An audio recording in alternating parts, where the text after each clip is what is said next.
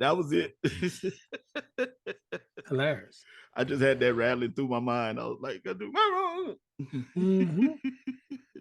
See, you trying to get arrested early in the show. Yeah. Because believe me, the thoughts that have been going through my mind today, I kept saying, can't say that on the podcast. You can't say that on the podcast. You sure can't say that on the podcast. Come on, nigga, what's going on with you? Mm-hmm. It's just one of those days. Hey, man, let's get started so I can tell you all kinds of cool stuff. All right. All right.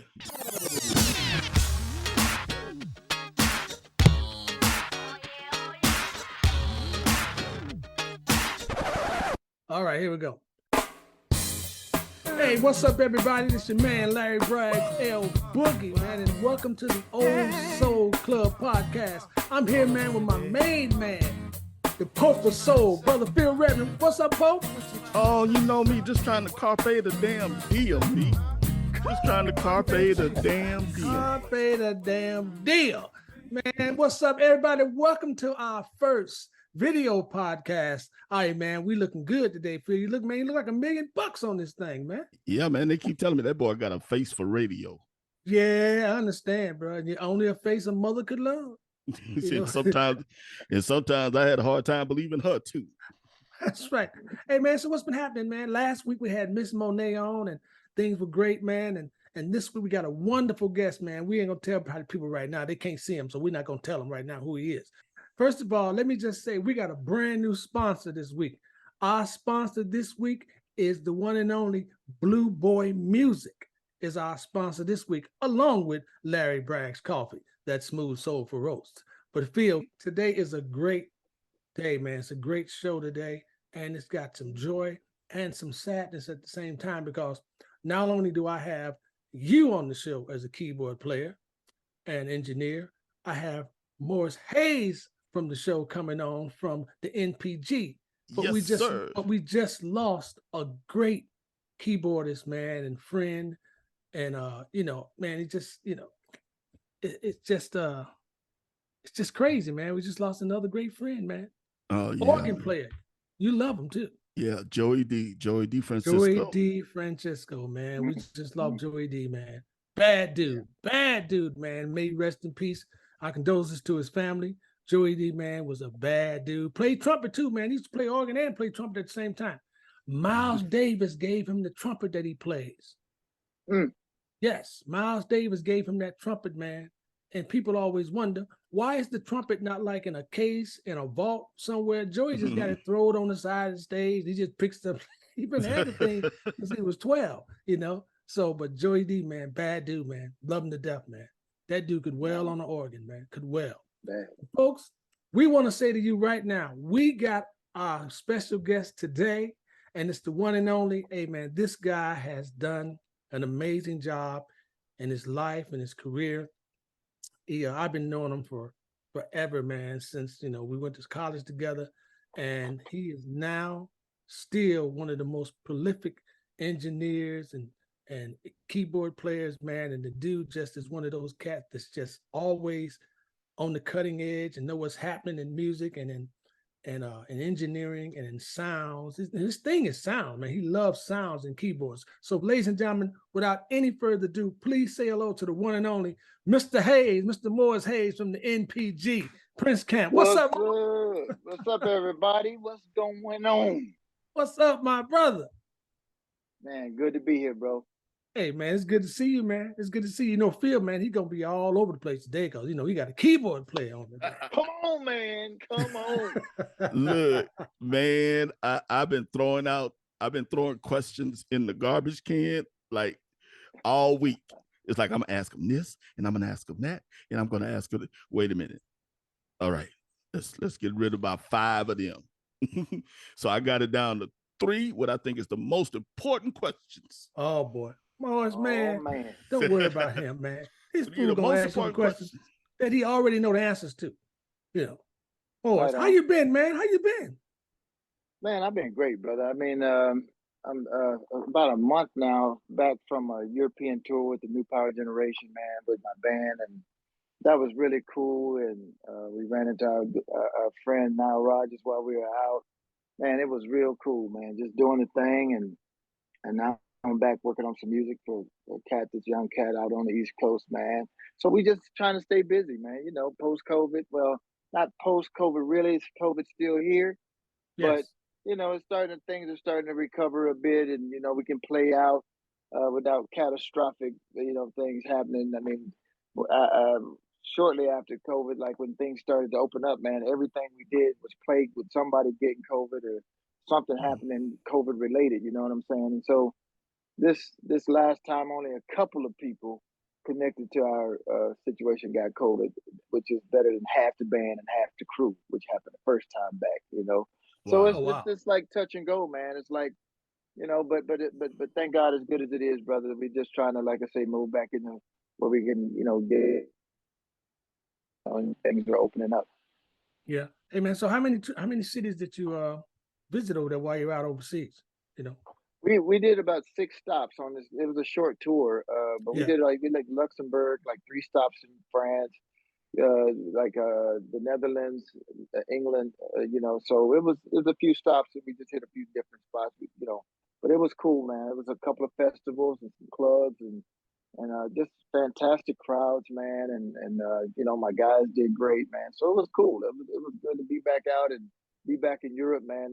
It's funny. That's the first time back since 2019, bro. Like right before the pandemic hit, like in March of 2020, we had just came back in December, at the end of December, in 2019. And then, of course, one of the last music work that I did before the pandemic was the Grammys. I did with Sheila E. and Usher. And Yeah, yeah. and then after that, man, all hell broke loose. And Yeah. so, you know, it took 2 years for us to get back where we were able to go gig safely, like kind of safely. And then we still got nailed, you know, because you know, it's just kind of starting out, and then you don't know, you know. And it's funny, man, because a lot of people would think, yeah, you know, we got these dates coming up, but you have to actually start planning ahead of time, you know, like 2 weeks out, to not be in contact with people, and you know, so that you don't get COVID and then bring it. You know what I'm saying? Right. It just was crazy, man. But you know, like I said, I think things are opening up, and it's starting to, you know, things are starting to kind of normalize. You know, hopefully, if there's no like more like poxes that jump off, like, you know, you got the monkey chicken and smalls, so we don't want like the taco pox to come out. You know, just something, Cocoa always Crisp something Pops, new. man. Get Cocoa Crisp Yeah, Pop. You know, yeah. you know. So it's like, you know, as long as we can just keep a new pandemic down every few weeks, Yeah. I think we'll be all right. Yeah. So man, how was the crowds over there? Were they normal size crowds? Or did you see that they were bigger, they were No, smaller? no. Were they It was just large crowds, man. It good was man? large crowds, and you know, man, the Europeans always love playing in Europe. You know, they got this thing, man, and I've seen it when I play with Maceo. It's like they bring kids to the show, man. You know, it's Yeah, man. they really into the music, and really support the music, and they love live music. You know, it was like that with Prince. You know, so it just was like cool, and it's like I said, a lot of stuff was outside, so that made it better. You know, Yeah. you know, you got free flowing air moving around Right. with the festivals and stuff. We just had a few, uh, you know, things that were inside, but for the most part, I think the majority was outside, which was Yeah. cool. You know, then It, you can have more crowds and that sort of thing. So it was nice. isn't that something, man? How the difference between other countries and the U.S. Like you go to Europe, and no matter what you're playing, if it's live music, they give you a chance. They give you a shot. They want to hear what it Yep. is, man. They give you an Yeah. opportunity, Yeah. and if they love it, they stay with you forever. Unlike Yeah. here, man, live music is like, well, it's okay, but people want to hear DJs and things like that. But over there, they bring their family, they bring their kids, they bring their grandparents, man. They're Yeah. all at the concert. No, no, no. They're all at the concert. Yeah, man. I would see that. I would see that all the time. B Yeah, and it's crazy because that you basically just unlocked the reason why the greats like Miles and Quincy and like right. all of the artists that were from here that migrated, that went over to Europe to live and do music, man, because they felt that appreciation from when they were there, and they saw how they were treated here in the States, man. Especially back then when you could be Sammy Davis Jr. and still had to come in the back of the, of the place to get in, man. Right. And over Right. there, it was like, no, these are great artists, man. Yeah, man. We got a reverence for these, Miles Davis and for these great artists. And it's just like, bro, they felt that appreciation, and so that's where you wanted to be. It's like, nah, man, let's go to Europe, let's do this thing. And I think that was always a welcoming type of scenario. It seemed like anything's changed in that regard. They still love live music. They bring the whole family out. We did the thing in Italy where the last time I saw BB King and Trombone Shorty and all these cats, man, it was, you could look at the whole age gambit, man. It was crazy, man. And I just love that about Europe. I love that about it. I mean, of course, I love playing in the United States, but you can definitely feel that appreciation for live music and love when you're in Europe, man. It's just like no, you've done it many times. Me and you've been at it together, the North Sea Jazz Festival.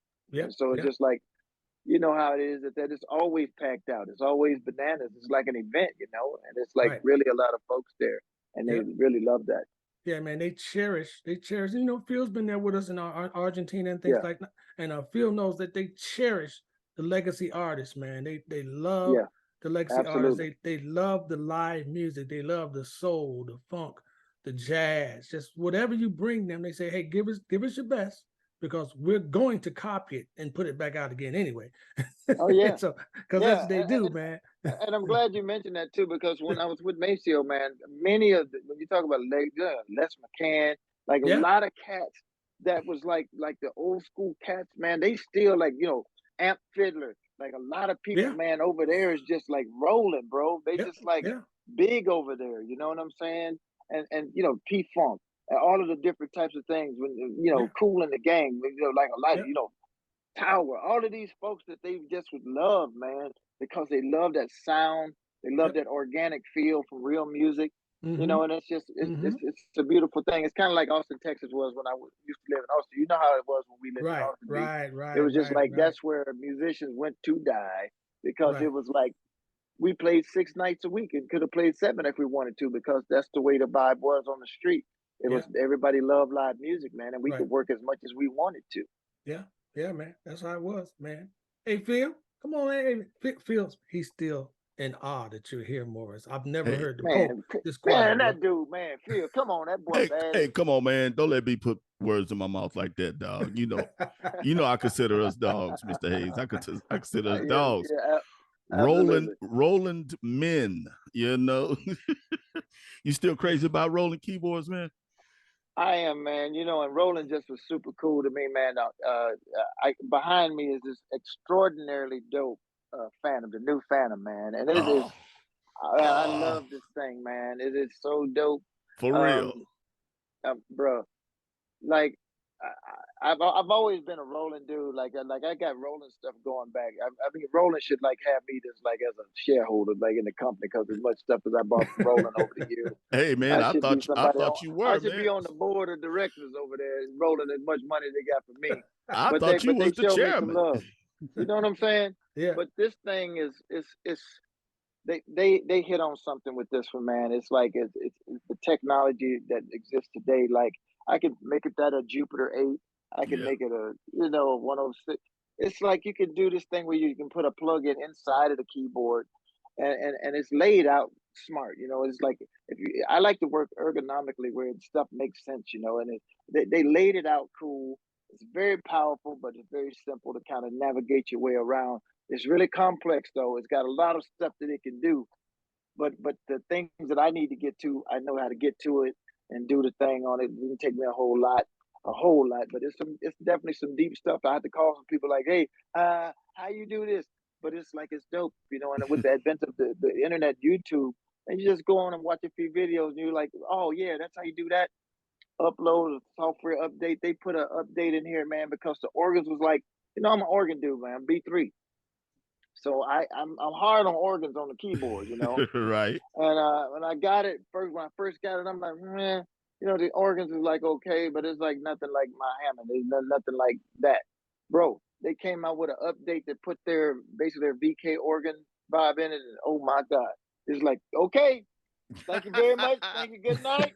They figured that joke out. They got the Leslie hooked up. So that kind of thing is a software upgrade. You know what I'm saying? Yeah. It's like that kind of thing is like what's gonna like really take you into the future. Is like when you can make your keyboard expandable, and with a software upgrade, now you got new features. You got a whole new. This thing would have been great just as an organ with that update. If it didn't do nothing but organ, that's how good the organ is on it. Wow. And Wow. so I love that, man. And it's just like it's already got, you like his Joey D presets. All of that stuff is already in it from somebody that's already. So you don't even have to sit there and try to dig like, how do I get that sound that Joey had? Right. It's already somebody figured that out. So Right. it's really dope, man. I enjoy that. It's great in the creative process, and it's very powerful, And so I dig it, man. I love it, man. The Jupiter X is my next one. Man, So, that's always been a great thing about Roland as a keyboard company is that, with technology changing and everyone, you got your big three. You got Roland, you got Korg, you got Yamaha. I always felt like Roland was always able to pivot the easiest, but yet they still kept everything user friendly. Yeah. No, I'm not going to badmouth anybody else, but I'm just saying I'm trying to get that Roland sponsorship for me. It and ain't you. got nothing on that Farfisa. Now you're talking about something now. You take your 96 Tears playing ass out the door, baby. That way. No, see, Morris know what I'm talking about because that's the first keyboard he had down there. He had a Farfisa. Oh yeah. Man, Morris, why you gonna throw you under the bus like that, man? No, hey, I'm gonna tell you something though, man. Let me tell you something though. My grandma got that for me at an auction, man, for like $50, bro. And I'm gonna tell you something. When I was watching Sly Stone with Prince, one time we were watching some Sly footage. We used to watch a lot of stuff from like old school artists, man. We loved that. Sly came up, he was playing the exact one that I had. I said, "Oh snap, I got that keyboard." Prince said, "What?" He said, "What?" He said, "Where is it?" I said, "It's in Chicago, man." I said, I used to live with my aunt in Chicago. I said, "It's in the storage." He said, "Man, you got to go get that keyboard, man." he said, "You got that?" I said, "Yeah, it's in Chicago, man. I got a Fender Rhodes and I got the Farfisa and I had a thing called a Freeman string symphonizer."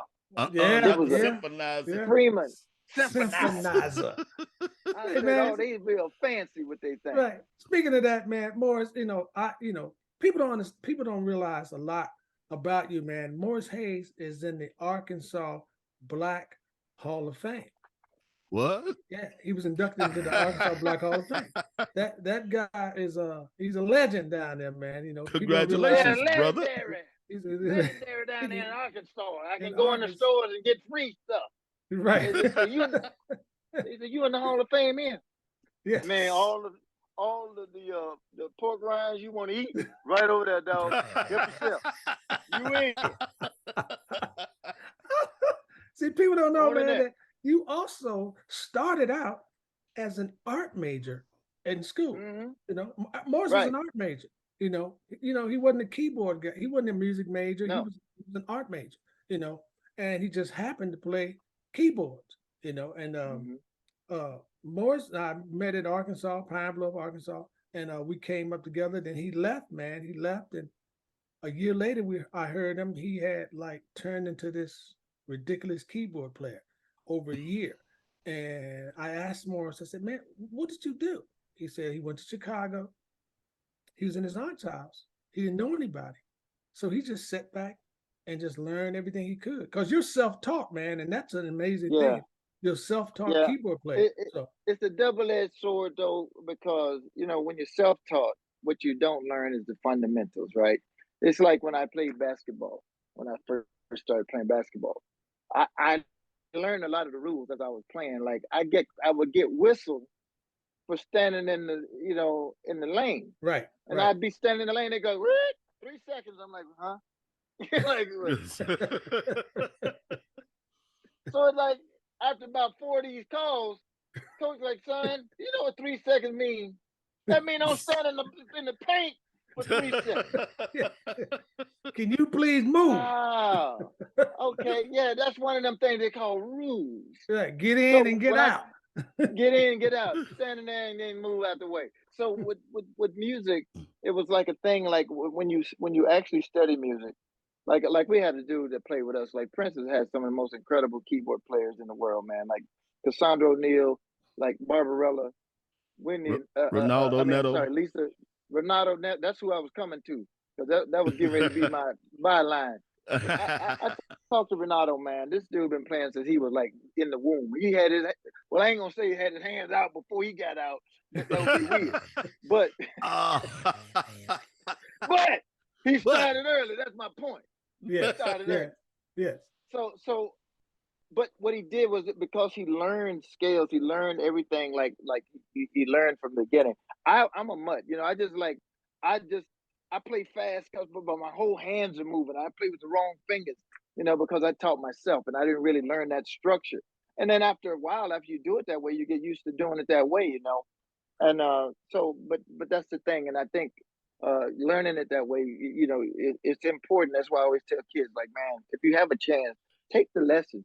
Just learn Yeah. the fundamentals. You can break the rules once you know the rules, you know. And I'm just lazy because I could have just like said, I'm gonna take a sabbatical during the COVID outbreak, and I'm gonna relearn everything I know about music. But you know, at this point in life, you know, you already been through all of that life, Yeah. and now here Yeah. we are, you know. So Yeah. you might as well don't, if it ain't broke, don't fix it kind of mentality. But anyway, You know, that was the thing.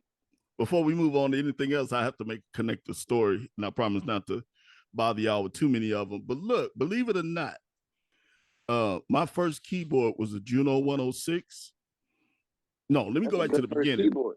I started out playing trumpet. And Okay. then when I got to the high school performing arts, I was playing trumpet and drums. I was there with cats that you know was Sebastian Whitaker, the great Hermanator, Herman Matthews, Everett Hart, you know. Everett. So Oh yeah. so there I was, and this cat, man, this friend of mine was in the piano room surrounded by girls. So I went to the room next door and started practicing scales. So my first synth was the Juno 106. Now I got this thing, and I was just pushing buttons and doing sliders and stuff like that. So I could have grown up to be a programmer, but what I messed around and did was I learned every synth patch and keyboard part from For You, the Bambi album, Controversy, Dirty Mind, and then 1999 came out. Jesus So I Prince learned, album. Right? so I learned every song from the first 5 Prince albums. Went out to go join a band, Minneapolis Tribute Band. I mean, everything they played came out of Minneapolis. So basically, I learned about a good 30, 40 songs. And then I just didn't practice no more. I didn't learn no more. Anything else I learned from, you know, hey, Phil, learn this song. Okay. Yeah. they say you're hired, you know. That's killing, man, because that's a hell of a feat because Prince had some stuff on them records that was banana sandwiches to play, man. Yeah. That was crazy to play. You know, I haven't even done that, bro. So that's crazy. Let me ask you, man. Speaking of that, man, you were with Prince 18 years. Is that correct? Yeah. That's all total. I always say 20 years because I took a couple of years in the middle for Maceo. Yeah. And then we would come back and do some hits with Prince, but I left those 2 years to go and play with Maceo. But over from 2012 to 20 years, man. Yeah. And I know that was an amazing experience. And you know, Prince is he was such a perfectionist, man. So he played everything, you know, everything was like, hey man, it's got to be right, it's got to be perfect, it's got to be killing. And you being a self-taught musician and him seeing you, how did that connection happen? Because, you know, it wasn't like you were Morris Hayes, the classical jazz funk guru of the world, you know. So how did Prince connect with you, man, and you wound up being with Prince? Because at that point you was just Moss. Yeah, well, I'm gonna tell you what. One of my, and I said, it's funny. I just said this to somebody. One of my greatest, greatest legacies with Prince is, of course, there'll be, you know, Greg Sane. It's funny when you mentioned like I was in school, art major. I quickly left the school after Greg Sane was basically in the choir and a biology major, and Greg was making more money than the whole art department doing art on the campus. He wasn't even an art student. And I said, I gotta rethink this art thing. Because this dude ain't even in the art program, and he's making buttons for all of the fraternities and sororities, Right. just getting paid. Right. He ain't even in the art program. He whoop everybody in the art program doing his drawings and stuff. Right. I said, I got to think about this art business, and I got to rethink this. And the guy came to me and said, computers is the future. All right, you need to do computers. They gonna change the world. I said, computers, huh? Computers gonna do it, huh? He said, yeah. You can go to DeVry and learn computer programming or how to fix them. And I said, well, I think I'm gonna do that, man. No and I way. left UAPB. Yes, I did. I moved to Chicago, lived with my aunt, and went to DeVry to learn how to program computers. So that was bananas, man. But Greg Sain was a catalyst for why I did that, because I said, if I'm in art and this dude ain't even in art and he making money, what I'm supposed to do? Right. You know. So I said, yeah, I'm gonna go ahead and go on to the computer school and be in the future. And but that was crazy, man. But what was my other point I was getting ready? We were talking about how did Prince find you? How did you get Prince? Okay, so dig it.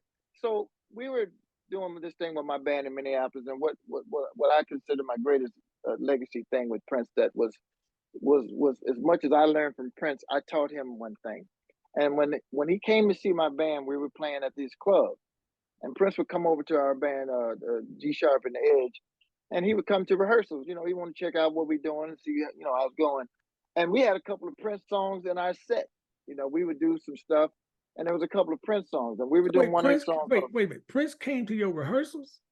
Yeah, I mean, we were playing crazy. at Glam Slam. That's bananas. Yeah, we were playing at Glam Slam. That was his club. Okay. And he just wanted to make sure that it's, quality control. You know what I'm saying? Right, so he wanted to make sure that these jokers are gonna pull this off and ain't gonna be boo boo. You know what I'm saying? Right. So he would come by. He'd come by rehearsal, with his security cast and all these people, and he'd come through. And man, we were playing 17 days, and I had a keyboard, LB. As a matter of fact, I had that W30. You remember that W30? Yeah. I had a W30. My first keyboard. Yeah, I had a W30, and I put loops in it, and I would cut up these little 4-bar loops. And I had a loop from this band called a European group called TKA, and it just was a loop that just had had that soul to soul kind of vibe on it. And I put that loop underneath 17 days, and man, Prince heard that shit, and he lost his banana. Yes, sir. He was like, whoa. So Levi calls me. Levi is Prince's guitar player and one of his producers that he had over there.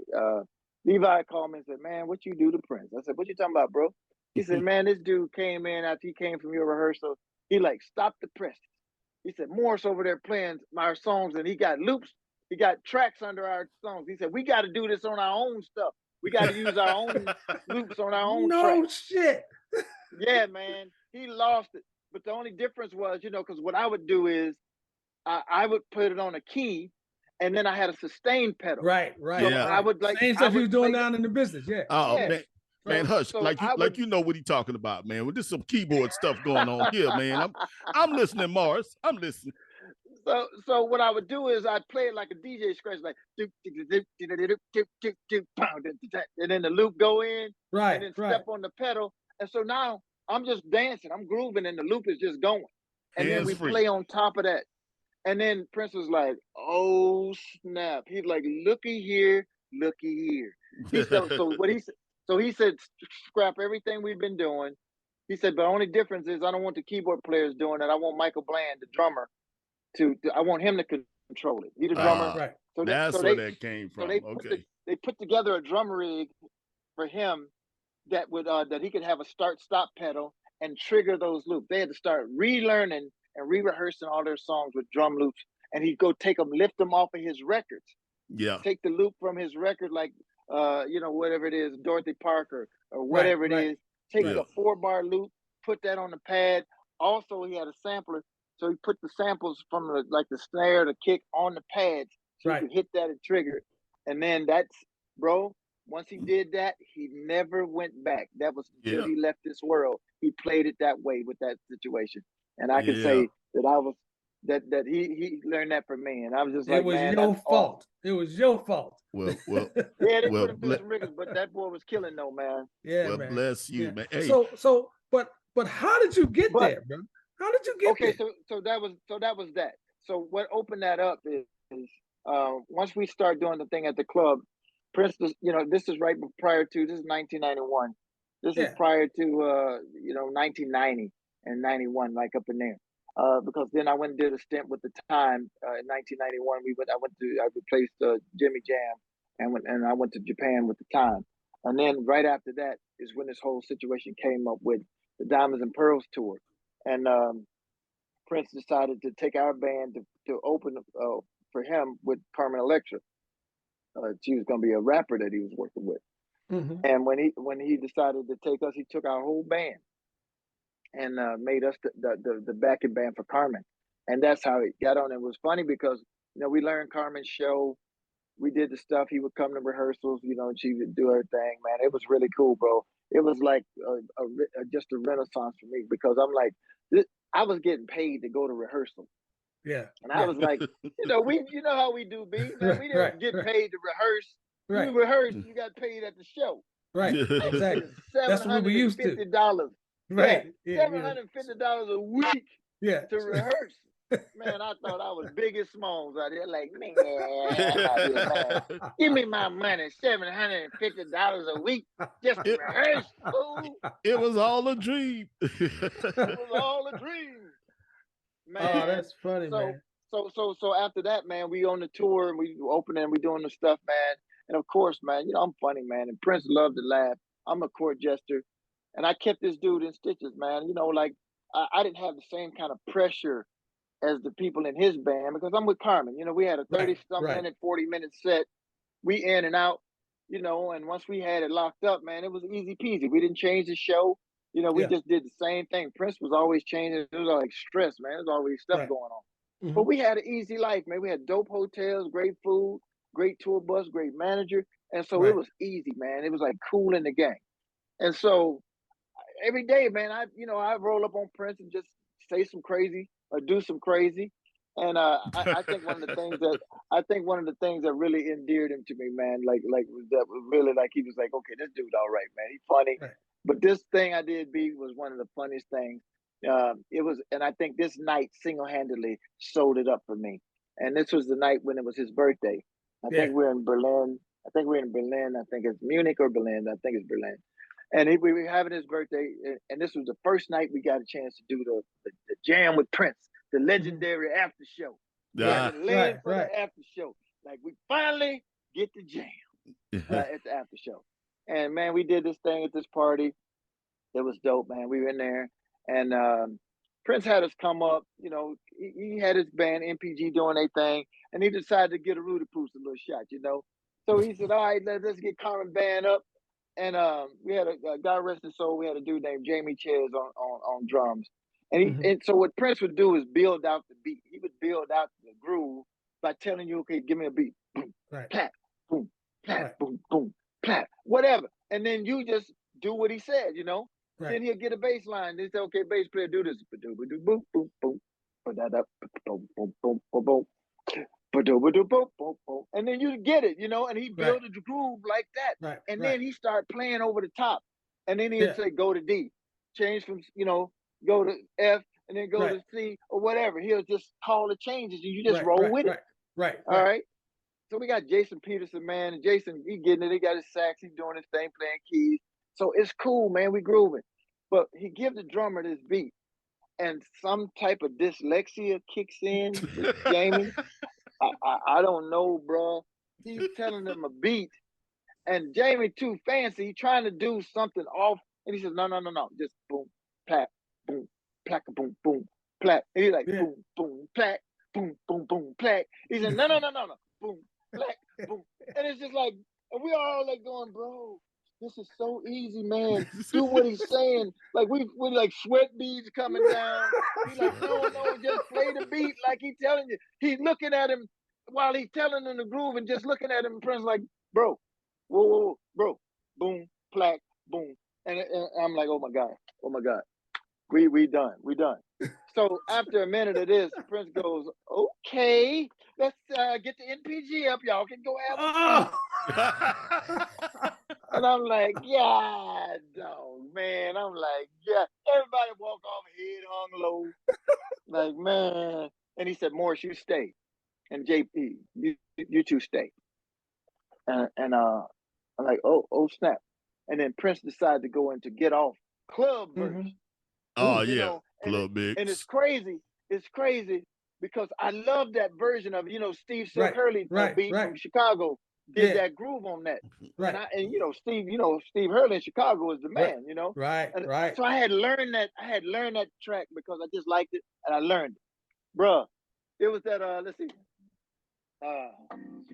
That's it. Ladies and gentlemen, we got live keyboards on the show today. Yeah. So I'm doing that. And so they go into it, man. They groove, and I'm right with them. Trent's like, "Oh, okay." He know the little groove.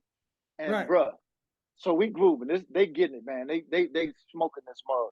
And so when they get ready to because when we were grooving, everybody wanted to jump in and get their little solo in and do their little thing and shine, get Right. their shine on. Right, And right. some of it didn't go so good. Right. It didn't go over well. Everybody was nervous, and decided I'm gonna take a leap and went off the cliff. Playing in Went the on over wrong the side. Like, ooh, that didn't work out so good. But hey, thank you for trying. We lost Good luck another with one. that. We lost another one. And so we grooving, man. He's gone. Then Prince he say, "Okay, Morris," like he give everybody a little shot. And then just like at that point, instead of me trying to "Oh, now it's my chance," I'm gonna try to do my Chick Corea impression. Right. I was like, nope, nope. I just locked the groove in, man, and just just start and just locked it in. And what he saw at that point is like, okay, this dude, he cool. He not trying to do too much. He stayed in the pocket. He did his thing, and that just scored some points. But then here was the sinker. Here the coup de grace, as we say in the business. Coup de grace. So this was the deal. Now, man, man, I don't know Prince like super great. I deal with him on some stuff, but he's still that dude. It's still Purple Rain. He's that dude. You know what I'm saying? And so he's a man. Every day I turn on the TV, he on MTV or whatnot. So I'm tripping, Yes. So he calls me up, man, after the show. Like afterwards, he calls my room. Somebody called, and then he's like, "Prince is gonna call you in 7 minutes." Like, he had a 7 heads up minutes. call. Yeah. Okay. 7 minutes though, like it ain't 5 minutes. Why 7? Like, he's gonna call you in 8 minutes. I'm like, okay, all right, cool. I get a call. Prince goes, we're gonna have a little. I'm gonna have something over at my place. You want to come by? And I'm like,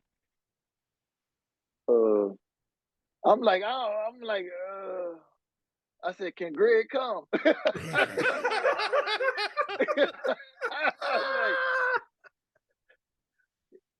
Okay.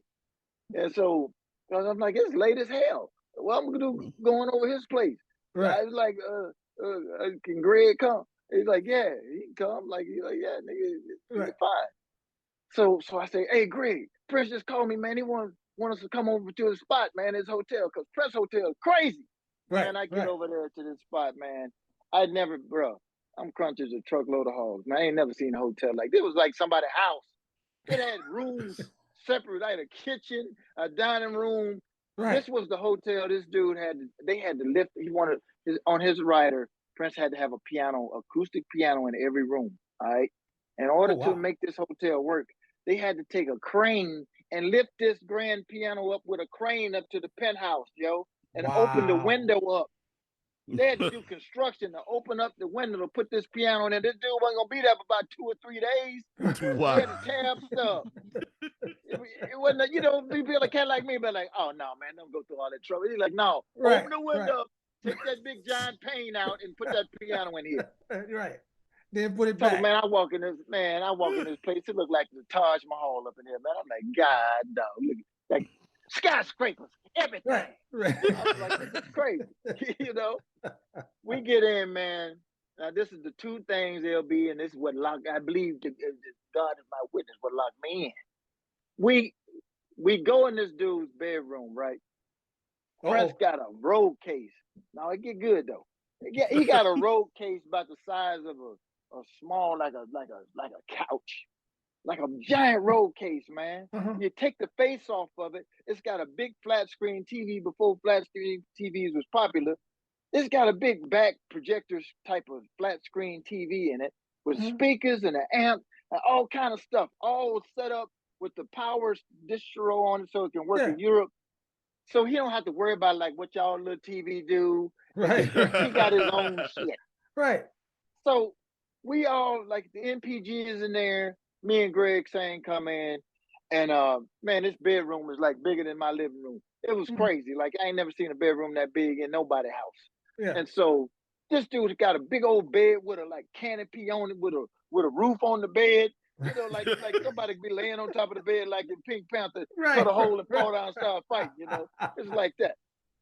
So I'm like, man, this is crazy. Look at this place. So Prince proceeds on the Diamonds and Pearls tour to play this movie he just did about the next record, the Symbol album that was coming out. Yeah. And I'm like, what is this? He's like, oh, this is the movie for the next album. And I'm like, for the next album, nigga, we on tour for Diamonds and Pearls. And so he played a movie, 3 Chains of Gold is the name of this movie. And so Prince, man, it's 4 o'clock in the morning, bro. It's 4 o'clock in the morning. Prince goes, are you guys hungry? And I'm like, man, I can stand a little something. He goes over to the telephone and calls this girl, not the hotel, like the room service. He calls somebody and say, hey, can you make some sandwiches and some snacks and stuff and bring it up to the room? And I said, because I know hotels, like you call room service. He said, yeah, I'm room number. Right. He had the back phone.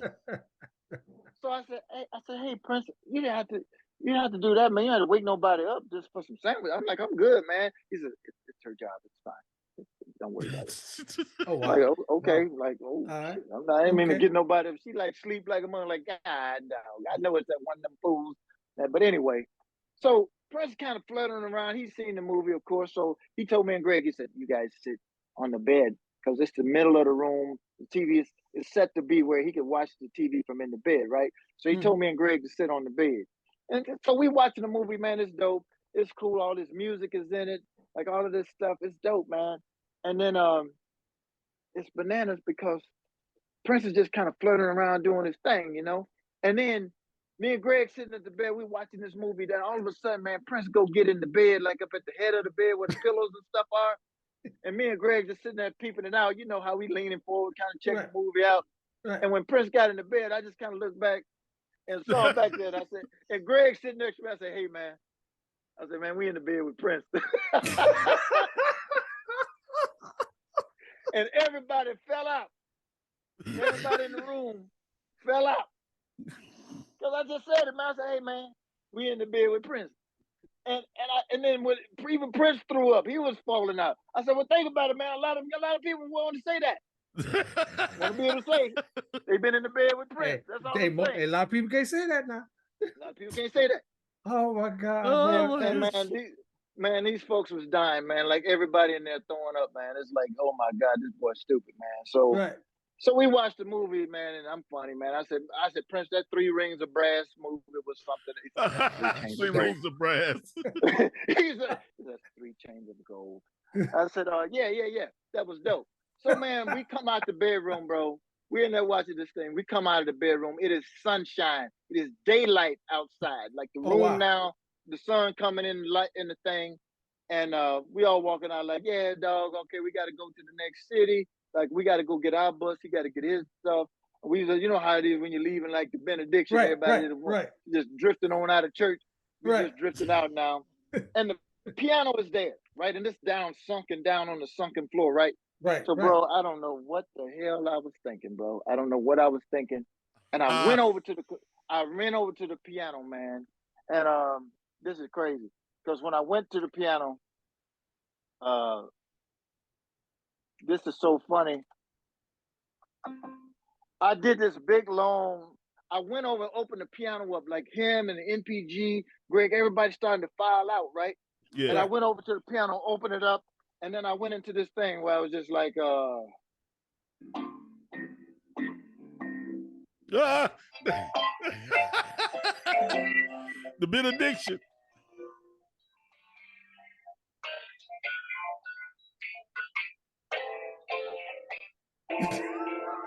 And then I said, yeah. And then I got up and left. And everybody just threw up again. They said, because I did this big setup, man. And then Yeah. said, yeah. And then just got up and left. Because there's a song, Phil, you know the song, Give Will You Give? Right. I just said if and got up and left. And man, he threw up. He said, oh my God. Man, everybody in there was sick again. Yeah, and man. Prince told me, I saw him at the next stop and he said, man, he said, every time I think about that crazy shit, I just start laughing, man. He said, you crazy as hell. It was just like the bravado, number one, the bravado that it took to do that, man. That could have been terribly wrong. Right. And been like, what is this fool doing right here? Right. But I don't know why, man. I don't know why I did it. I did it, but that single-handedly, man, Prince was like, yeah, this dude. Maite told me and Carmen both told me. They said, man, Prince really likes you, man. He's like, you funny, you really dope, you like really cool. He said he gonna get you in his band. I'm like, yeah, get the fuck out of here. He ain't gonna do it. I'm like, well, man, you tripping. You never put on any airs, Morris. You was always just being Morris, and you were just being who we always are, man. We never put on any airs. We just, you either like us for who we like us, who we are, or but, and that's how we were in college, B. But the key was, man, is that I always had this thing of gratitude, right? First of all, for this dude to pick us to go out and open for him, man, I'm like, this is the greatest thing in the world. If you're a musician, this is what you live for. An opportunity like this, man. Right. And here we are, man. We out here with one of the greatest artists of his time, any time. Right. And we just out here. So, man, I'm just like, man, I'm just glad to be here, bro. I'm happy that we out here. I'm happy that this dude is cool. Cause, man, some celebrities, man, funny style, man. Like, Lauryn Hill is a dope artist. But, man, she had, she used to do like James Brown. It's like, you got to call her Miss Hill. And you can't look at her. And you got like all of these things that some people do, and Prince could have been trippy like that, man. But this dude was funny. He was cool. He was always nice to me. He was a tough leader, a tough band leader. He would always be on the case when it came to the music because he wanted everybody to be great. Correct. But man, he loved to laugh. And I think that was one of the things that endeared me to him, man, like early on. Because I remember telling him after, matter of fact, that same night at the after party, Prince would always be clean. And I remember him coming over to me to talk to me for a second. And I was, Prince changed about 3 times a day. Seemed like, man, that dude have a different outfit on. And when he came to the thing, he had some, I said, God dog, Prince. I said, the elves be hooking you up, man. Every time I see you, the elves have got you hooked up with some crazy outfit, man. And he said, and Prince was always with some esoteric, like, the elves will be doing something for you soon. Like, and I'm like, huh? I'm a witness. Yeah, I'm a witness. We gotta tell you, man, this is like great. Ladies and gentlemen, if y'all don't know, if you're just tuning in, this is the one and only Mr. Hayes, as he was called, in the Prince's band and the NPG. Morris Hayes is our guest today on the Old Soul Club podcast, brought to you today by Blue Boy Music and Larry Bragg's Coffee, that smooth soulful roast. And Gerber baby food, yes. Gerber baby. Let's not forget the Gerber baby food too. Let's not forget that. Let's not forget. Hey Morris, when we get out of here, man, it's been a blast. I just got. Oh my God. We got a few other questions to ask you, but hell, I don't want to ask you no more now. So. Well, I forgot. I gotta tell you though, man. Huh? I was gonna say I forgot the rule of television. Keep your answers succinct. Yeah. And don't go into a long soliloquy. I'm gonna cut everything short from now on. Don't do that. But I gotta tell you, man. We have a new segment on here called Tales from the Road, and so I got to tell you this story, man. It involves you. So, Phil, we're in Las Vegas. This is when Prince had his club in Las Vegas, right? 3121. Yeah. And so I went to the gig. Morris got me in with this gig, man. The gig slamming, jamming, all that. And so after the show, Prince has another after party show that was in this little bitty like restaurant. Now you go, okay, the show was in this huge theater, in the hotel, but the after party is in this restaurant, and the restaurant has a room where you have to pay to get inside the room. And then, but it only holds about 50 people, maybe inside the room with the band. And it's got a glass around it, Phil, right? And then outside the room, people pay, I think, $25 or something to stand outside the room. What? Right. And look in the room. So I'm there, man. I'm hanging out. And so Morris and them is playing, man. And I'm standing out. I'm outside the room because you can't get in the room. There's 50 people there. You can't get in. So I'm outside the door. So all of a sudden the door opens. Morris walks out and said, "Hey, B, the man wants you on stage right now." I go, "What? Come on, man. He wants you on stage right now." So now I got to weed my way in. I get in the door. He closed the door back. Yeah. But wait, it's a window, Phil. Everybody's looking in the window, right? The window don't have no glass in it. And so I come on stage and I said, "What's up?" And Prince wants me to sing "What Is Hip" because I was in Tower of Power at that time, right? But here's the thing. I walk on stage. I'm like, oh, shit. Prince want me to sing with the band with him. So I come on stage and I had on this white pinstripe suit with a peach shirt. Prince had on a peach outfit. So I'm standing there, Phil, and he looking at me like this. He going. I'm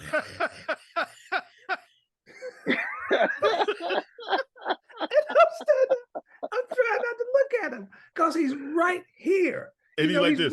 He's right here, Prince. He's right here. Yeah, and he's just looking at me going, "Let's do some Tower Power." So we do What Is Hip, man. And the whole time we doing What Is Hip, he's standing next to me right here. And he's looking at me and I'm singing, but he's calling me Ricky. I don't even know who the hell Ricky is, but he's going, "Sing, Ricky!"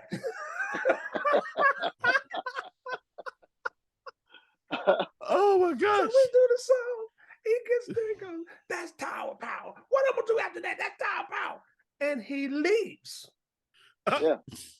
He just leaves. You ran the man off the stage, B. I go back outside to go back and look in the window, So Morris comes outside and says, after the show, because the band kept playing, he's gone. I said, "Morris, what happened?" He said, "Man, you killed him, B. B, you killed him, man. He left. B, you killed him." I'm like, "Yeah, but he left."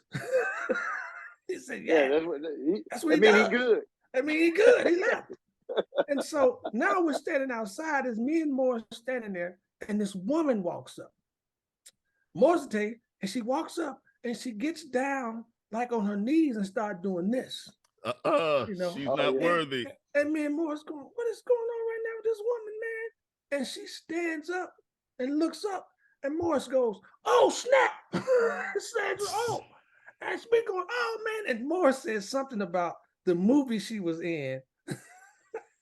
Well, no, when she was traveling, she beat the dude up with the helmet, Yeah.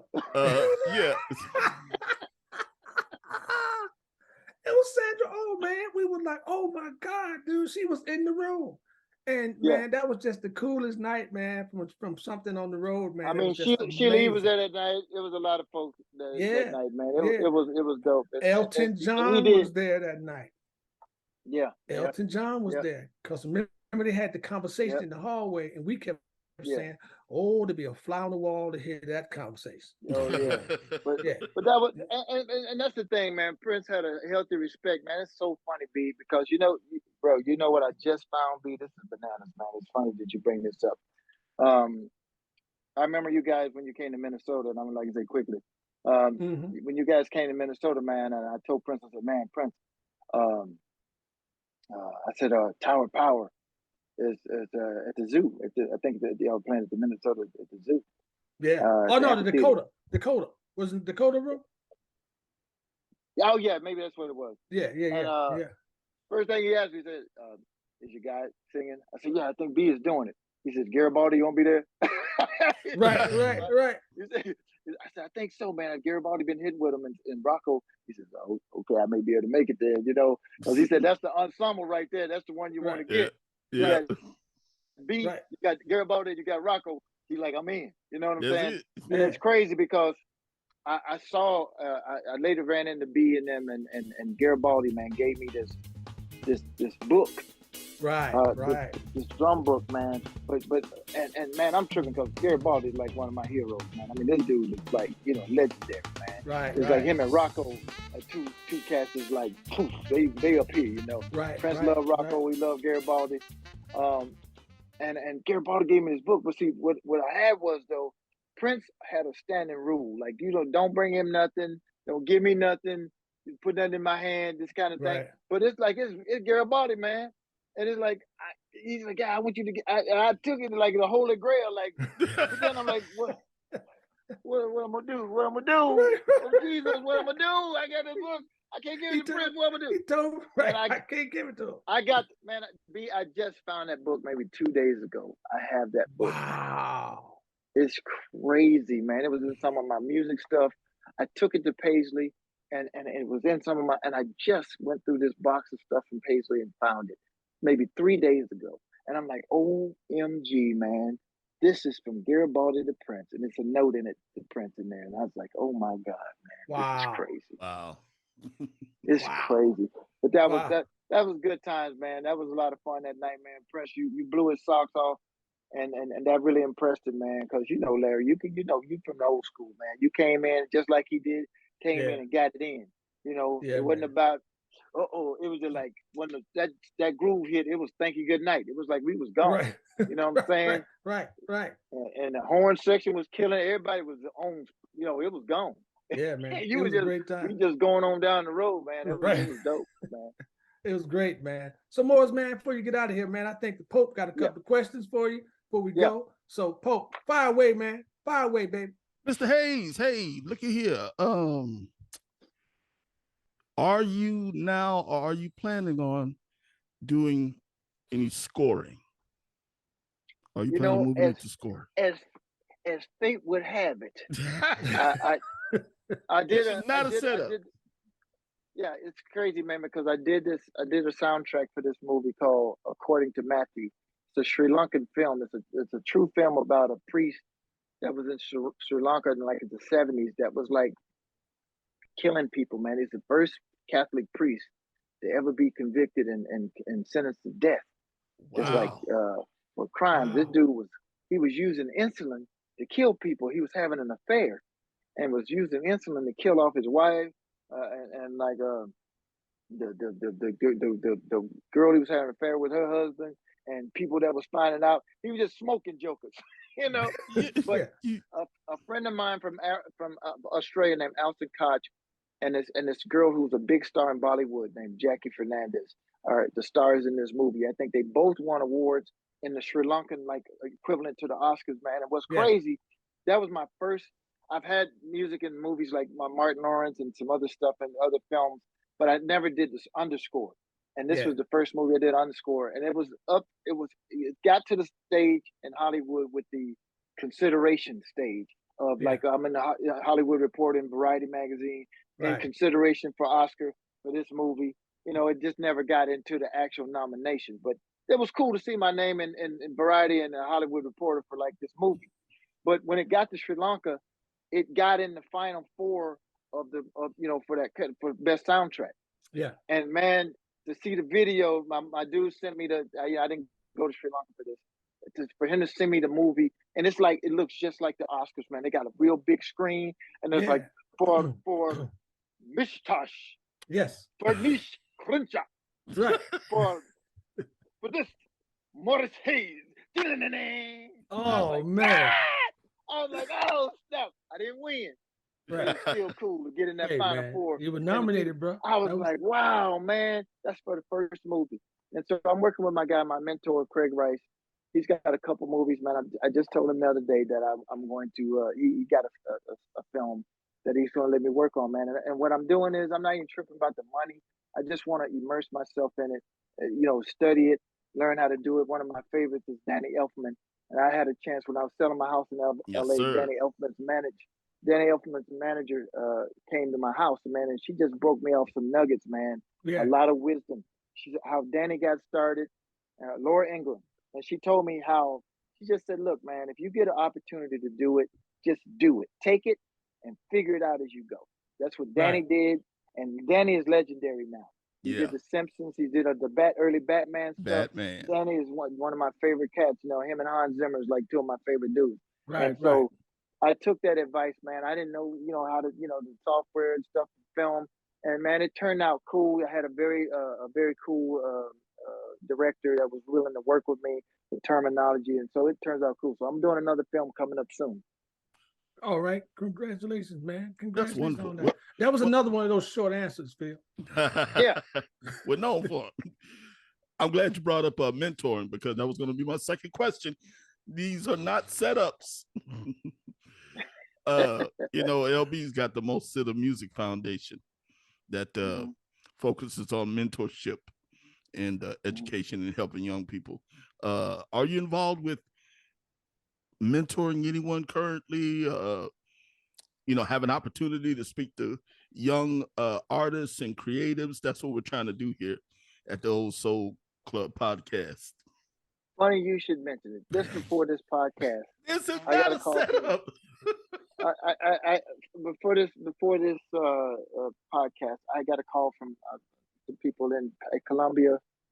LB, this Columbia College in downtown Chicago. Yeah. Down Michigan Avenue.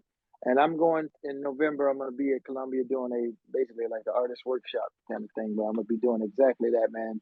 Talk to the students. I'm doing a thing. And so I'll be there in November. I think the second week of November for about a week at Columbia. At Columbia College, they're doing it with my girl Cassandra O'Neal, who, of course, longtime keyboard player with Prince, and so it's gonna be cool to go. Man, anytime I'm doing stuff like that for these kids, man, I think it's important that they are able to experience. Man, I'm just a kid from out here in these woods in Arkansas, man, and I've got the chance to live the dream, like in every sense of the word. I've sat around with like Lionel Richie and all of these people, Prince Albert, and all of these folks over the years, man. And I wish every musician in the world could experience that, man. There's cats far better than me as players and things like that, but just to experience just that vibe, man. And so anything that I can do that is like going to point somebody in the direction of living your dreams, man, I'm 100 with it, man. As time permits, I'm 100 with doing that, man. Because LB, you just to say this for all of the people that's out there, music is a funny game. It's like hand to mouth a lot of times. And when I had a band, we took in LB. We used to call him For the Ride LB, because he just get in the van and he be for the ride, and he go wherever we go. But this is extremely important, folks, because we took B in, and B ended up being the cat that took over our band, the business, and we thrived in that. When I left the business and went to Minneapolis, as you're trying to make it, man, things happen and you're struggling. But that brother right there, LB, and I'm gonna try to keep myself together. When I was in trouble, this man buoyed me to help me get to where I needed to be in the game with Prince. I went through a spot where I left Austin with a lot of money that I made when we was working as a business, and things went down. We had a record deal with Motown, had a record deal with MCA. Stuff went south. Then it's like the starving artist was back, trying to figure out what we're doing. That man right there, my frat brother, my brother, my dog right there, took me and made sure that I was floating until I got on my feet. So this is what we do for one another. That's what's real. That's what's real. That brother right there did that. Absolutely. I would never forget it, and I will pay that forward. And that's what I think we have to do as musicians. We have to always pay that forward, man, and do something like that. I never forget that, B. For real. Right, hey, man. You're my brother, and your mother told us to take care of each other. My mother told us to take care of each other, and that's what we've been doing, man. And before you get out of here, man, I just want everybody to know that you have my complete respect and my condolences with losing your father and your mother, and you took care of them. You moved back to Arkansas to take care of your parents. That takes a lot for a man that's out there on the road doing what you were doing all over the country, all over the world. And this man decided, going back to Arkansas, to take care of my parents. I don't care what I'm doing. Yeah. Y'all gonna have to ship me from Jefferson to Arkansas, because that's where I'm going to be. And man, God is gonna continue to bless you, and you're gonna get all those jewels. You're gonna get them here, and you're gonna get them when you get out of here. So, ladies and gentlemen, hey man, Well, hold on. While I'm talking, I got that same screensaver that's floating around on the back of your screen back there. I was getting a little worried. I thought I had got down to some kind of Inception project, Yeah. I don't know. I just like these little spider finger things that they do right here. It's just like it's got a thing on it. Right, man. It just come on in here. Come on in here. Hey, boys, in here. I got one last one, man. I got one last one, man. This one is real important to me, man. Okay. I'm sorry, man. We was all in the melancholy, and then them spiders start getting to me. We basically got a little carried away. Go ahead, Theo. Go ahead, Theo. Hey, man, when I was on the road, one of my favorite things to do was to hit the record stores. The record stores. I was trying to sound proper. My favorite thing to do was to hit the record store. He's still saying record, no matter what. Record store. Record store. STOW. and see the latest shenanigans of the MPG.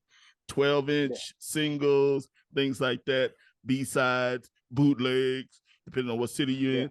Hey, man, so I'm going to tell you what my absolute positive all-time hands down favorite is. Then I'm going to want to know yours. You want to know what mine is? Bet you can't guess. Hit me. Hide the bone. Woo, hide the bone. Man, I'm sorry. That was one of the funkiest tracks. Lord, I can't we take play that it song any longer. Man, I'm just saying, man. And when LB told me that you were going to be on the show, man, I mean from the intro. Oh yeah. Yeah. I can know. See, that's that. Top that. It ain't right. The funk that's coming out of that song. It ain't right. I want you to top that one. The only thing I can put on that, man, is Days of Wild, man. Woo! Lord, we used to, man, Days of Wild. Yes, sir. These are the days of Wild. Prince, we had a thing that he would do in that. We would go in the hair. People, man. Yeah. Like in the middle of that joint, and he would go in the hair in the middle of that song, and Lord have mercy, and then the same groove is still chewing under there, like.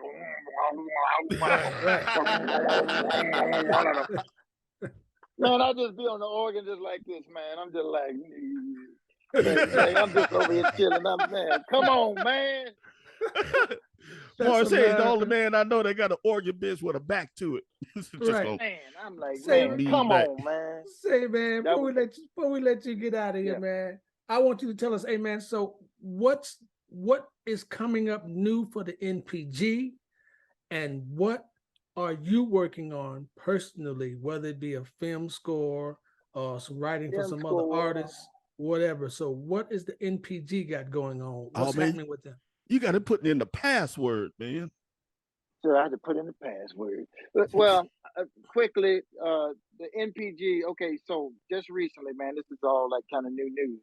You know, the bank, Comerica, was running the Prince estate, and there was this whole kerfuffle about Morris Day using the name, Morris Day in the time, and then us using the New Power Generation name. The former Prince estate with the bank was going to take all of those names and just kind of use them as they saw fit. I've had a license with the NPG to use that name for 5 years. It actually comes up soon that we will relinquish that name according to the last people. Well, the family just took over. So with regard to the NPG, we have to just kind of see now that the family is running things. We'll go back to the family. We'll talk to them and see what the situation is. And if they cool with us, like continue to go and play under that name, then we'll continue to go play under that name, and we'll see what that does. But I think we've been doing a pretty good job under the circumstances, and hopefully they will decide. They're like, you cats can go do something, and continue to play. And so that's what we'll do. As far as me personally, man, I'm working with this kid out on the East Coast, man. He's a dope young cat, man. I've been commissioned to do some songs with him. His name is Brett Great.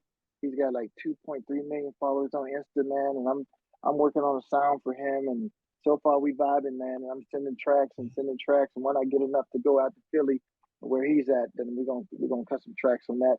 Like I said, I got this film coming up. I've been entertaining this whole podcast thing, for a while, and I'm looking at bringing that to fruition, man. One thing I know I can do is I can run my mouth, as y'all have plainly seen today. Right. I can run my mouth better than anything I do. Right. So I may do that. I may do that as well. Yeah, man. It's just like, I just try to think what is it that I can bring to people, and I've learned a lot with Prince. I've learned a lot just in general, man, and I think it's our duty again to share any information that is going to be of a positive nature, because that's what I want to be, man. I want to be of a positive nature. I don't want to just get up like running my mouth just to run my mouth. Hopefully, I want to impart some information that's going to be helpful. Anything political, I kind of get in the political thing, even though I'm a political junkie in that. Even as a kid, I watched the news, man. I was always concerned about world events because LB and Phil, we're world ambassadors with music. We travel the world. We live in the world. And so we always look at things from a global perspective. And so, a lot of people in America don't even travel. They don't go. They don't have a passport. They don't go. I think in order for you to just understand how everything is connected, you need to travel. You need to go see how people live in. I lived in Shanghai for almost a year. Yeah. So, I used to have certain thoughts about China until I went and lived there. Right. And then it's like, maybe the government does the thing, but the people of China that I met were some dope and super cool people. Right. And I think that's what we got to connect to is people. Right. And once we can see that we all the same and that we bleed like red, don't matter, cut me, cut you, both the blood is red. Right. That's what people got to come to understand. And I think once you are able to do that, you see things a little bit differently. It's not about partisan politics. It's just about right and wrong, what's going to help or what's going to hurt. And mostly important, our environment, like what's happening to the world, man. We looking at everything crumbling up, heat waves, floods, all of these things, and we have to figure out what are we doing to, number one, help this to be the case, and what can we do to prevent it. Those are the types of things that I want to talk about and see if we can illuminate and find some ideas. Because we know, the situation is getting crazy. People talking about civil war. They're talking about with all of this stuff with Trump and all of this. I mean, man, we got to come to a place where we got to think bigger than just these little issues and minor things that we're dealing with from this macro level down here. We got to think of the big picture, man. Like what's happening to our world. So that's the kind of stuff, man. We do live in the world, but as you know, we're not of the world. So we have to continue to do that, man. And some of these answers, man, it be like you said, we travel all over the world, and you'll find out that the people, for the most part, just want to live their lives, get along, have a good time, have friends, raise their family, raise their kids, have a little something to put away. It's most of the time governments and things like that that's keeping all of this craziness going on, and and some of the other sides. But man, for the most part, people are good all over the world because we've traveled the world. We know how good people are. Most folks in Europe, man, they know American history better than we do, which is amazing.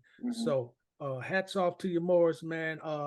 I wish you the best with the NPG, man. I hope to see a new record coming out. I hope that the Prince family we got one in the can. The Prince family continue to let you guys do what you're gonna do. I wish you the best of luck, man. We always talk, but it's just always good to see you in this light.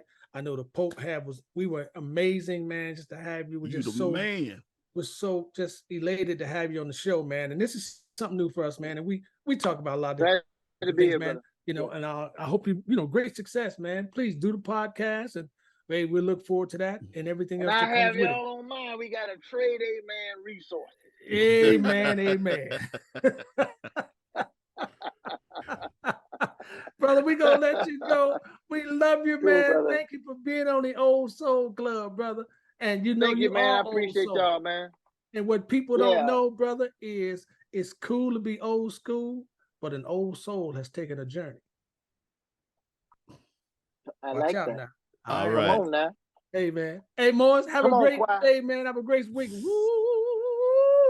Mr. Hayes, would you go on ahead and take us out on the Piani? Yeah, now we. Wait a minute. Wait a minute. We're headed for the dope. Since you're headed for the dough, what you Yeah. gotta do is you know that organ I told you about. Yes, sir. Yes, sir. Uh-oh.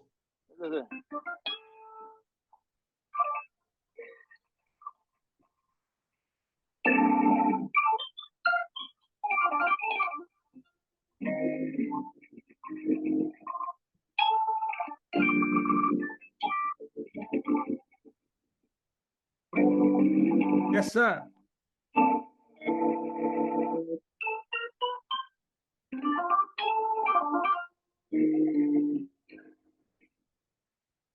We'd like to thank y'all for having the day here with Mr. Morris G. Hayes. And the G is for gold. Let them use you. Let them use you. We want to thank you. Woo!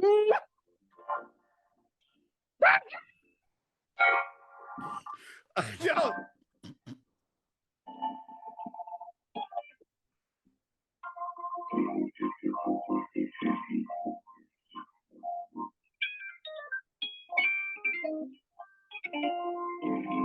Ladies and gentlemen, the one and only, Mr. Morris Hayes from the NPG, Princess Musical Director for 18 years or something like that. Hey, man, thank you so much, Mo. Oh, yeah. My big brother, man, it was great seeing you. Talk to you soon. Too, man. Get on out of here.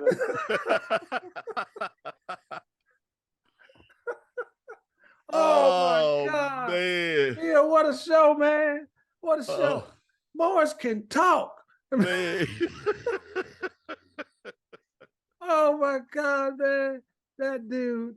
Oh, man, I love him to death, man. He hasn't changed since 1980 or 81, whenever I first met him. He's been the same. He's been the same, man. Amazing, man. He just gets better and better with time, man. He's just an amazing cat. Man, so cool, man. We've been so blessed, man. We've been blessed. That's the only way I'm gonna put it. To have so many incredible guests. And we just getting started, man. We're it's just the just fifth week. Started. It's just the fifth week, brother. 6th week, whatever it is. It's just the 6th week, man. We're having a great time. He killed it today. We're having a great time. Killed it, man. Killed it. You know. Can't say enough about that, brother. And you were right. You know, I tried to be all like cool and stuff, but you were right. Man. Oh, I don't know what's wrong with you, man, when these guests come on. I don't know what gets into you, man. You be trying to become fan. You become this other dude, man. I'm a fan, man. I understand, man, but you're going to have to put your panties in a different bunch. Why you got to talk about my draws, man? I'm sorry, man. I didn't mean to talk about draws, man. Why you got to talk about my draws? Okay, bloomers. Okay, no, man, we're good, man. Yeah, but I love hearing Morris talk, you know? I saw the gleam in your eye. I saw you just start going, man, I can't believe Morris Hayes is on the show. I'm a fan, man. I'm telling you. Man. I know. Too many stories to cover in this one interview. I know, man. We're going to have to give it about a couple of months. Wow. And then have him back on. Right, man. This show here, man, it was great, brother. It was great. Yeah, you know? but what we're gonna do is we're gonna keep with our format. We're gonna keep with the program, as they say in church. That's right. Keep it the program. And we are not gonna get out of here without having our Q, Ru, and A. That's right, man. We gotta have our Q, Ru, and O section, bro. I mean Q, Ru, and A section, bro. So hey, fire away, brother. What we got? What's happening? All right, then I got one question for you, man. One question a day? Just one question a day. Shoot, man. Shoot the question, bro. Let me hear it. What the hell wrong with Herschel Walker? When they gonna stop putting microphones in front of him? That is the question of the day. I'm getting tired. I thought we had what do you call it when you send people to another country? Expedite. Exported, imported. I thought we kicked that kind of deport. That's what it is. But yeah, I thought we deported all of them kind of. It's an expedition deport. Let me tell you something, man. There need to be some deportation going on. Hey, man. brother, listen. There's so many crazy things going on with Herschel Walker Lauren Boebert, Marjorie Taylor Greene, all these crazy people, man. Matt Gaetz. I mean, what is going on with all these people? These are the craziest people on the planet. I don't know if, Phil, seriously though, I don't know if these people are acting for the camera or they really feel this way. But I tell you one thing they're doing. They're making things really hard for all Americans by doing what they're doing. Yeah. It's a shame. It's shameful. They don't have any shame at all in their game.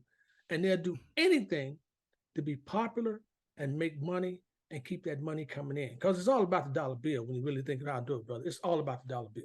But this is what we all need to realize as a people, as a citizenry, and as a country. Leadership goes from the top down. That's an old saying. We know about that. But when the people in Washington are accepting and making it okay to say the craziest junk, to write the craziest bills, to accept the craziest notions, that trickles down to us as a people. Let me tell you something, man. Let me tell you something. If you got a team and they playing another team and one team don't give a damn about the rules. Yeah. Throw the rules out the window. We gonna, hey, look here, man. We gonna bite. We gonna scratch. It's gonna be some ear pulling. It's gonna be a knockdown, drag out fight. So when you got a team playing like that, and the other team is trying to play close to the rules, or just they just been taught, hey, just play by the rules. Don't do this. It's hard to win that game. It's hard to win. And you don't want to get down in the dirt with the other ones, but sometimes you got to get in the mud and in the dirt and get your hands dirty and get in trouble. Like my man John Lewis said, you got to get in trouble. Sometimes it's good trouble, but now, bro, you just got to get in trouble with these people. You got to, your hands got to get certified to do these fights, bro. You got to come, you got to have certified hands because these people don't play fair. They don't play fair, bro. They're not playing fair. They don't give a damn about playing fair, and they're gonna keep doing what they're doing until somebody goes to jail for a long, long time. And that's what we got to do. We got to send somebody to jail for a long, long time to set an example. You know, throw the rule book out the window, bro. Throw the rule book out the window. Throw it out the window, dog. For as long as we've been musicians, it's always been a double-edged sword. Yes, we like to come on the Old Soul Club podcast, talk about music, talk about mentorship, talk about the past, present, and the future. And we could bury our heads in the sand because for the most part, we can go on and do what we do. And sometimes it becomes an essential service, Yeah, man. I remember 9/11 that morning freaking out. Now, I'm a grown man. I'm a grown-ass man. See, you see, I could talk like I talk. I'm a grown-ass man. Man, I called my father, He said, hey, man, what's going on? But you know what? Had to go and play a gig that night. Yeah. And so here's where we come in as people who understand nature. It happened to be a bar, one of those bars that have TVs everywhere. Yeah, hey, don't bother. Hey, no mind the noise in the background, man. I got Michael's doing IT, putting stuff away. So we can't hear a thing. But I went to the club and it was one of those clubs that had TVs all behind the bars and everywhere. And every single screen had on the towers burning. And I don't know, just something spoke to me. And it was probably one of the most grown up things that I ever did. And I went around to all the bartenders and said, man, y'all turn those off. Turn them off, because anybody who dares to come here tonight are coming here to forget about all of that just for a little while. But we can't. We can't forget. No, we can't forget. But to get a rest from it. Because if anybody else, I'm talking about that for that night, B. I can't do it, bro. I'm talking about for that one night until the next day. Can't do it. Can't do it. Phil, the reason why I say that, and I don't want to disagree with you, but if Americans we have short memories as Americans. Very short memories. We have very short memories. If something goes away for 24 hours, it might as well be a lifetime with us. Because things happen so quickly. So we have to stay involved, engaged, in the mix, all the time, man. You know, if you don't have, listen, man, if you're not a member of the NAACP, everybody needs to become a member of NAACP. You need to become involved in your local government. You got to be involved in your state government. You got to be involved in your federal government. You have to, but everything starts at the local level. Phil, I want everybody to get involved on local level. You got to do that. I agree with you wholeheartedly. Because all this redlining and all that crap, man, that starts at the local level, bro. That starts all down here, you know, and, you know, aldermen, city councilmen, you know, all of that, man, mayor, get involved, man. Val Deming for senator. But, you know, I'm just saying, bro, we have to get involved. We have to get involved. I am a life member, card-carrying member of the NAACP. So I'm involved. I'm trying to stay in the trenches. I'm trying to keep people engaged. You got to teach these young people, man, not just to march. There's no problem with getting them to march. They will march all day, Phil. I mean, they'll be out there marching and protesting, but we got to get them to the polls. I know. That's the issue, bro. Get them to the polls. I agree with you wholeheartedly. Yeah. And as the I don't know if we need to have Jay-Z and them play at the polls. I don't know what we got to do, but, you know, have what's my man name? All the rappers come to the polls and play at the polls, man. Well, whatever we got to do to get them there, man. Lil Wayne, have them at the concert at the polls. You know, I don't know. Break the rules. These people breaking all the rules. Forget about that, man. Break the rules. Get us in trouble, man. You know, come by, get you a big semi-tractor trailer, roll up with the whole band on the back, and on the just back throw of it, down, man. Yeah, just throw down, man. That's what we talking about. We got to do. Get these folks to the poll. You know, make a parade, and they think they're doing the parade, and you parading their ass right to the voting poll. Right. You know, we get in line and vote. You know. Hey, man. Hey, this is what we got to do, bro. I think that's a great idea. It's time out for all of this nonsense we're doing. It's time out for the bull crap, man. It's time for them to get engaged, man. I tell my son, he's 21. I say, man, look, you got to vote. I don't care who you vote for, but you got to vote. You got to exercise that right. You cannot just be out here protesting, walking around, and then when it's time to vote, you stayed out all night on Monday protesting, drinking, and forgot to go to the poll on Tuesday. Right. You know, we cannot do that, man. It is detrimental to our survival that we do it, because the other folks, they ain't playing against the same. They ain't playing with the same rule, but bro. Agreed. They're not doing it, man. I'm sorry to get on soapbox with Phil. That's quite all right. Man. But it still was with music. Absolutely. Get LL to bring the concert. Get Uncle Snoop to bring the concert. Get Jay-Z to bring the concert. Get Beyonce to bring the concert. Get all of them to bring the concert, man. All of them. Get out there and vote, man. Bring them out there. Bring them to the poll. The hell with them talking about we can't do it. Let's do it. Yes, sir. Well, let's do it. Ladies and Ladies gentlemen, once again, the Old Soul Club is brought to you today by Blue Boy Music. When you need your song to be right, I mean, amen, right, it comes by Blue Boy Music. Also by Larry Bragg's Coffee, that's smooth, soulful roast. And once again, hey man, if you have a product that you need us to represent on our show, let us know. Drop us an email at theoldsoulclub@gmail.com. We'll do it, man. Hey, and also subscribe to the podcast. Subscribe to the podcast so you get those notifications when we got a new show coming up. This is our first video broadcast, bro. What you think? It was great, huh? It was pretty good, man. I felt like I had to kind of behave myself. But behave yourself. Oh my God. I don't know, man. Morris Hayes was a great guest, man. We got to get out of here, man. You got anything before we get out of here, brother? I just want to remind everybody not to forget to join us every Tuesday on YouTube, Spotify, and wherever you listen to your local podcasts. And international ones too. Yeah. We'll start putting them up on Mo Sitta Music Foundation website and blueboymusic.com. And if anybody out there from Rolling Inc. is listening. Hey, man. Hey, before we go, I got to tell you. I'm getting ready to go up to maybe I shouldn't tell you. No, I'm going to tell you anyway. I'm getting ready to go up to Bowie State, man. We're working on a thing with Bowie State right now, trying to get them involved in the Mo Sitta Music Foundation, man. So I'm going up there to work with Dr. Knight, who is amazing. And I might have to have Dr. Knight on this podcast, man, because Dr. Knight has played with everybody from Moms Mabley, right, to Elvis. Right on. to Miles, to anybody, Duke Ellington. He's done it all, man. Show them that we still here. Yes, sir. Yes, sir, man. That's sir. I watched that documentary that you mentioned last week.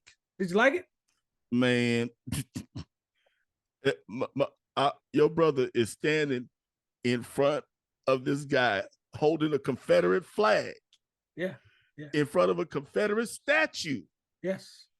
And I think the most fascinating thing was that the two of them were having a conversation. Yes. Now it was one-sided, but it was a conversation. Right. And our representative, our brother, just, okay, well, you know what? I'm good. I think he said that. He said, I'm good. Then he walked away. Robinson, man, is an amazing civil rights lawyer.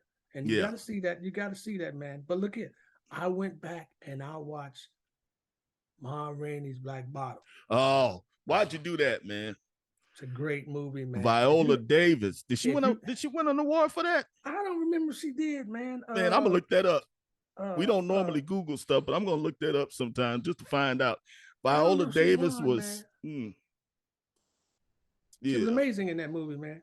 If you haven't seen that, you gotta go see it. And you gotta watch the documentary about it, about the blues, because that movie is set up in a studio. It's like a studio. Right. They're doing a recording, and the whole movie takes place in that studio. Right, on that one set. Yeah. On that one set. So it's like watching a play, but through cinematography. Is that right? Yeah, cinematic. Yeah. Cinematic photography. So, hey, man, so please check that out. Ma Rainey's Black Bottom. It's an amazing story. Just go see it, man. Ma Rainey didn't play. So, yeah. She didn't play. So please check that out. And I felt kind of dumb because after watching about 15, 20 minutes of the movie, I was like, you know what? This will probably make a really great stage play. Oh my God, you are out of your mind. They already got it blocked and everything. Hey man, I ain't afraid to admit my shortcomings, dog. I know, man. I know. You are who you are, man. You are what you are. There's nothing I can do about it. You are who you are, bro.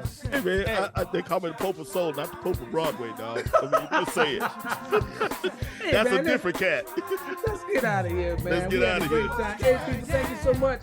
Hey, thank you for watching us today on the Old Soul Club podcast. Thank you. We will see you next week. Same bat time. Same bad channel. Hey, brother. Thank you so much. Hey, say good night, Pope.